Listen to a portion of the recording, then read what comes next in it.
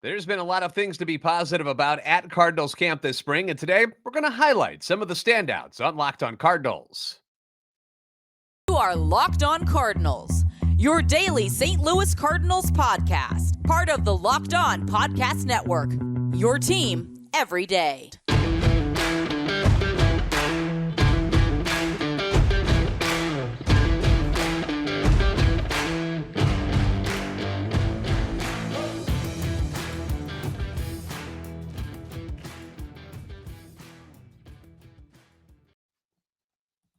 Hey there, Cardinals fans. I'm JD Hafford, and I'm a national radio sports anchor, born and raised in the Lou and a lifetime Cardinals fan. And I'm your host for Locked on Cardinals, part of the Locked on Podcast Network, covering your team every day. You can follow me on Twitter at JD Sports Radio. Follow the podcast at LO_Cardinals. I want to thank those of you who make Locked on Cardinals your first listen every day. We're free and available wherever you get your podcast. You can find us on iTunes, Spotify, Google Podcast, as well as YouTube. Like, subscribe, and comment there so you can interact with us. Hit the notification button so you know when the new episodes are posted. This is a show serving Cardinal Nation and giving the best fans in baseball all of the info about the birds on the bat. This episode is brought to you by FanDuel Sportsbook, the official sportsbook of Locked On. Make every moment more. Visit FanDuel.com/LockedOn today to get started. There's just been a lot of positive stories and storylines for the Cardinals so far this spring. Everything's gone pretty darn well. Not a lot to complain about, and a lot of them these storylines have been able to blossom a bit more due to the fact that the team has had so many players taking part in the World Baseball Classic. It's opened up more chances to see other hitters and other pitchers alike that may have not gotten as many looks in other years, because normally you're scrambling to get at bats for some of these guys. You're not sure if they're going to be on the roster or not, or you're trying to find innings for relief pitchers who you're not sure if they're going to make it into the staff. But this year, it's been kind of nice because you haven't had all of the so-called starters soaking up all the at-bats and all the time out there on the field. You've been able to keep an eye on some of these other guys, and they've performed very, very well. So let's go ahead and start with the pitching staff. In the rotation, you've had Adam Wainwright, Miles Mikolas off with Team USA. So the focus has really been on Jack Flaherty, Jordan Montgomery, and Steven Matz. Although Flaherty, let's start there. Jack Flaherty hasn't exactly dominated by any means. He's been healthy, which is great. And he's throwing strikes. He's walked just 3 hitters in 11 and a third innings and has punched out 10 hitters. And as I've said repeatedly, so far, Jack looks strong. He looks healthy. And that's really the biggest hurdle for Jack Flaherty. That's what you worry about the most. I think his stuff will eventually get there to where you want it to be, but he's got to be able to stay on the mound. And so far, so good.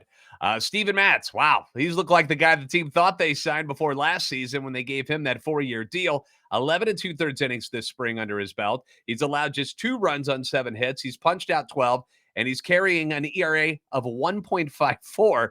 Again, health, the big hurdle for Matz, has been his whole career with New York, with Toronto. Got to stay healthy, but he's been very impressive this spring. Very impressive. Jordan Montgomery, here's the guy that has seen some struggles. His ERA is close to 8 in just 7 innings of work, but he's only had 2 starts, and that second start was much better than his first one. So hopefully he'll be able to continue that trend into whenever his next start is going to be. He was supposed to pitch in a simulated game on the backfields on Thursday. I don't really have much information on how he looked or what he did back there, but I haven't heard anything bad. So that's, I guess, a good thing. The guy that has, at least to me, stood out this spring the most as far as rotation / bullpen, because we don't really know what we're going to do with him yet, and that's Jake Woodford. Granted, he's only had 1 start this spring, but he has thrown 12 and 2/3 innings, which is a team high. He's got an ERA of 2.84. Most of that damage came in his last outing against Houston, where he finally got touched up for 3 runs and 3 2/3 innings. Before that, his ERA was sitting at 1. He's certainly opened up some eyes this camp and has made a serious case for being on this roster come opening day. Again, we're not sure where he's going to be. You would assume he'd be that long relief bullpen guy, but if they prefer to make him like a full-time starter, maybe they send him down to Memphis so he can do just that. I feel like it's kind of between him and Dakota Hudson on who is going to serve as that long relief right-handed role. in the bullpen so far this spring. And if I had to give the nod to somebody, it would be Jake Woodford. Matthew Liberatore has had an outstanding spring, going 2-0 with an ERA of 1.80. He threw 5 innings today against the Tigers, allowed 1 run on 3 hits with 6 strikeouts, and has only walked 1 hitter in 10 innings of work. Mentioned Dakota Hudson. He's only thrown 5 innings on the mound. 2 other teams. He's done some work on the backfields, but in those games that we have seen him, his ERA 1.80. Hasn't been a dominating thing. He's not striking out a lot of people. Obviously, the walks can be an issue with Dakota Hudson, but he hasn't looked that bad. Like, it's not like you look at him and go, "Ooh, that is ugly." We haven't had any of those issues so far. In the bullpen, you can take your pick of the standouts because almost everyone has been at the top of their game. They wanted to breed healthy competition this spring, and it has worked. It has definitely worked. Now, you've got Helsley and Gallegos. They're set at the back end of your bullpen. But everything else kind of up in the air. You weren't exactly sure who was going to be doing what. Now, I would assume that Andre Palante, who's been off with Team Italy, they just got eliminated. He's got a spot in the bullpen. I don't see why he wouldn't. And then you've got Jordan Hicks. I would have thought he is a lock, but hasn't looked super sharp this spring. He really hasn't. So I would assume he makes the roster. I can't envision them sending him down, but I don't know. There's been so many good guys in this bullpen in the spring that it's going to be tough. They've gotten great responses from veterans like Andrew Suarez and Anthony Misevich, 2 guys that we kind of made fun of when the Cardinals signed them this offseason. Suarez still hasn't given up a run this spring in 7 appearances. And Misevich, he struck out 8 and 7 innings, his ERA at 3.86. He's looked really good against left-handers. Drew Verhagen, another guy that we kind of made fun of a lot, has reestablished himself for a spot after a brutal year last year where he dealt with injuries, had the offseason hip surgery, and comes back this spring strong, showing that he deserves a spot in this pitching staff. Just 1 run in 5 innings of work, 4 strikeouts. He's looked good. Wilking Rodriguez, who they plucked off the Yankees in the Rule 5 draft. He's had some solid moments, although he did get into some trouble today against Detroit. I think he only got 1 of 6 hitters out, but it was the first time that we've seen him really struggle this spring. But clearly they like him. He's got that upper 90s stuff, which that's going to play. People find a spot for you when you can throw that hard. Zach Thompson, we just talked about him earlier in the week, continues to look like the top left-hander in the bullpen. He still hasn't allowed a run this spring as well. 7 appearances. He's punched out 8. He's looked great. He's looked awesome. Top pitching prospect Tink Hintz showed why he's special in his 4 appearances. Ryan Ludus, who has garnered 6 appearances, his ERA 0. It's pretty good. Kyle Leahy, no runs in 4 appearances. Some guys nobody really talked about having good springs. And then you've got, Genesis Cabrera, who's been off at the World Baseball Classic. He was back in camp today and through. The Cardinals are sporting the 4th best team ERA in all of spring training. And it's going to make these final cuts for the opening day roster very, very difficult. So I'm very much curious of how they're going to figure out who they send down and who they keep up, because it isn't going to be easy. We're going to turn our attention to the offense next, where 2 top prospects continue to steal this show this spring. This is Locked On Cardinals.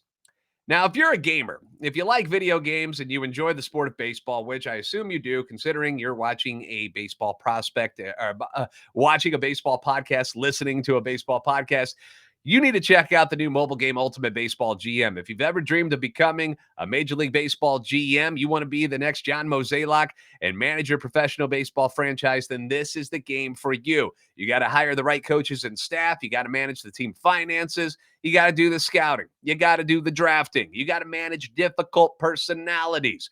Navigate your franchise through free agency. You got to go through all the ups and downs that go along with the Major League season. We're talking injuries. We're talking slumps. Of course, the good stuff too, but you got to deal with all of it. And it's all put together in this challenging but realistic game world. Ultimate Baseball GM is completely free, which is another bonus. And another plus is that you don't need Wi-Fi to play it. So if you're on a road trip for a long time and you need something to do in the back seat there, you're stuck dress shopping, say with your wife or your girlfriend, or you're shopping with the kids and you're just kind of sitting there wishing you had something else to do while they're changing and trying on new outfits, this is perfect. Maybe you're at the garage and you're getting your oil changed or something. Most of the time, you just sit in your car, you just sit there and wait while they're doing it. This is perfect. You can load up your season, pass the time in a fun and entertaining way that only Ultimate Baseball GM can provide. Locked On Cardinals listeners get a 100% free boost to their franchise when using the promo Locked On in the game store. So make sure to check it out. Download the game, visit probaseballgm.com, scan the code, or you can look it up on the app stores. That's probaseballgm.com. Ultimate Baseball GM. Start your dynasty today.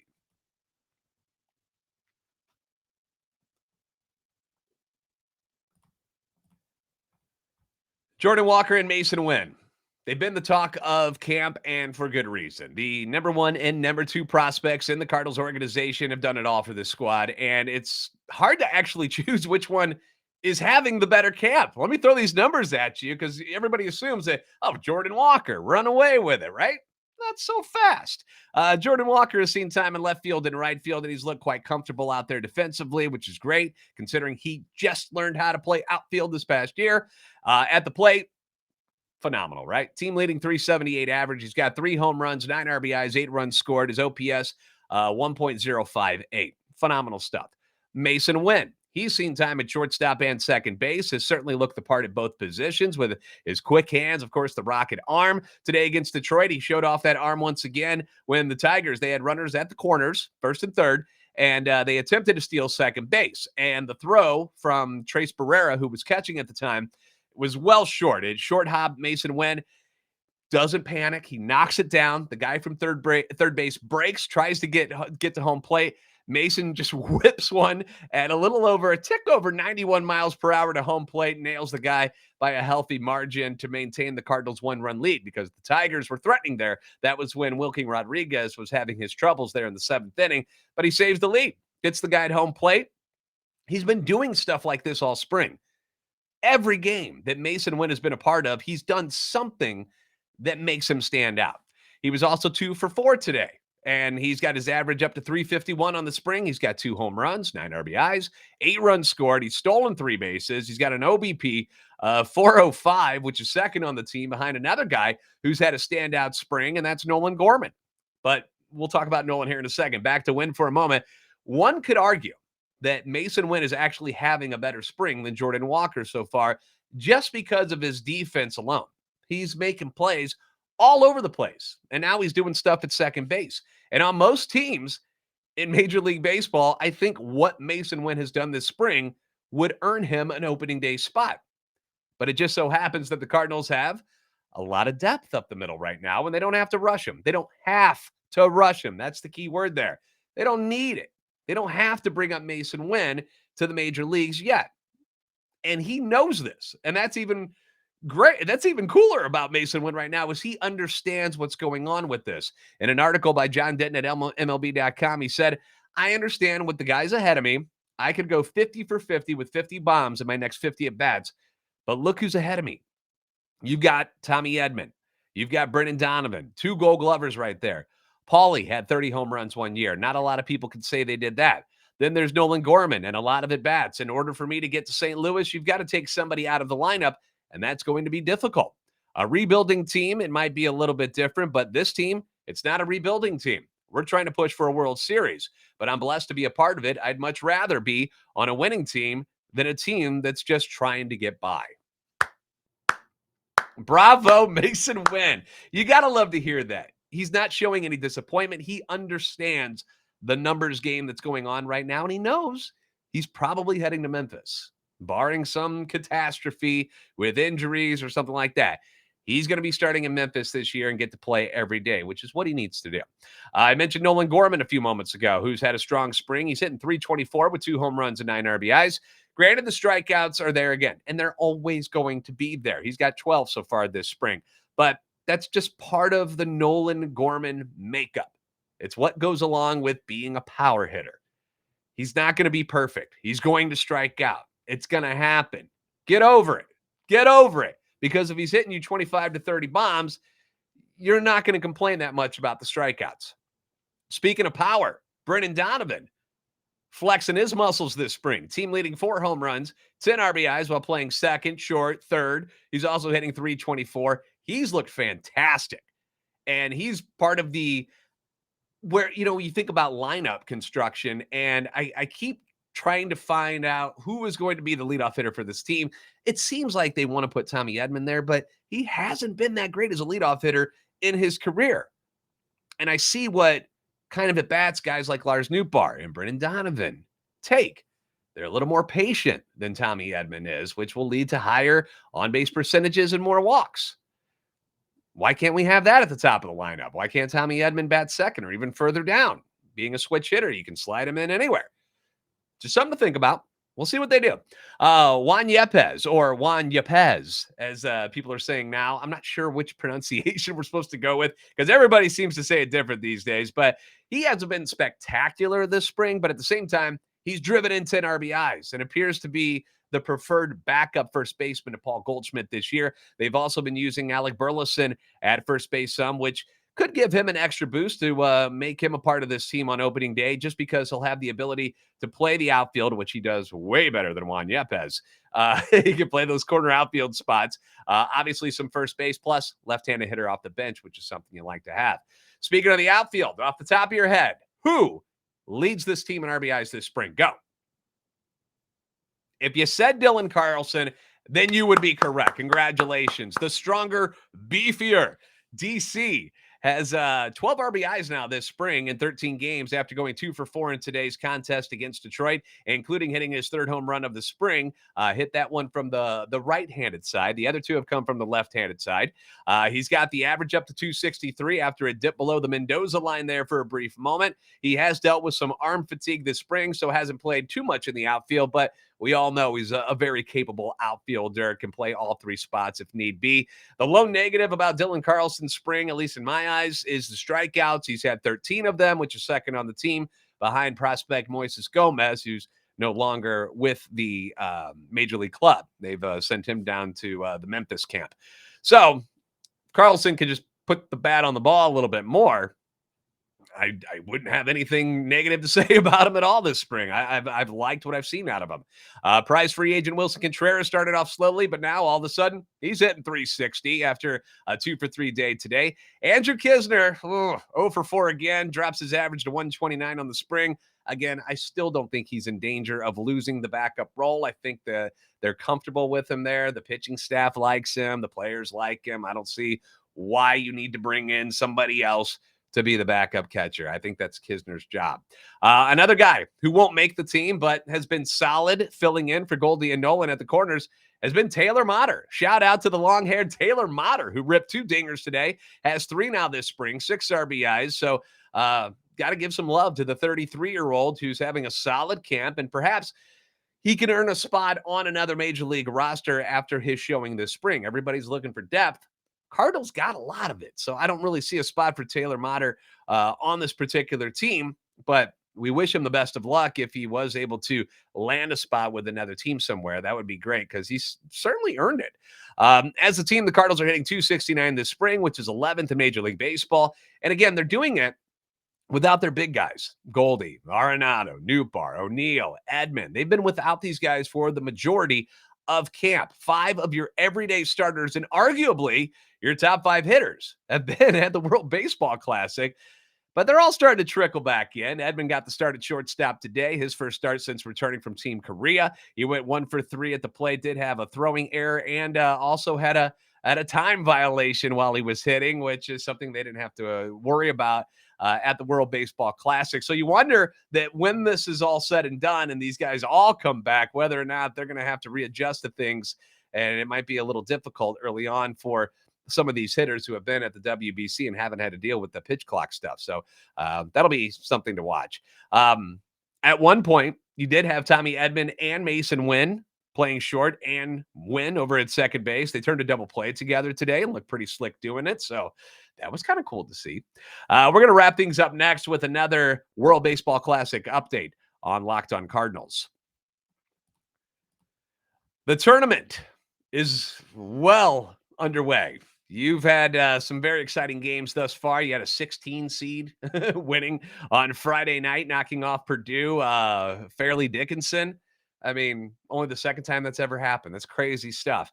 So it's a great time to be a basketball fan, which also makes it the perfect time to download FanDuel, America's #1 sports book, because new customers get a no sweat first bet up to $1,000. That's bonus bets back if your first bet doesn't win. All you have to do, download the FanDuel Sportsbook app. It's safe, secure, super easy to use. And then you can bet on everything from the money line to point scores and three-pointers drained. They've got the player props where you can bet on player points, their rebounds, their assists. They even let you combine your bets for a chance at a bigger payout with the same game parlay, which is another fun way to keep the entire game interesting. You don't have to just worry about what's going to happen in the last 40 seconds of one of these games. All kinds of things go on in between the first tip off and the final whistle. So just it's a way that I enjoy betting on games like the NBA and college basketball. It just makes them more fulfilling to me. Plus, FanDuel even lets you get that no sweat first bet up to $1,000 in bonus bets, which is something you just can't pass up. So when you go to FanDuel.com/lockedon, that's when you'll get that chance to do that. That's FanDuel.com/lockedon to learn more. Make every moment more with FanDuel, an official sports betting partner of the NBA.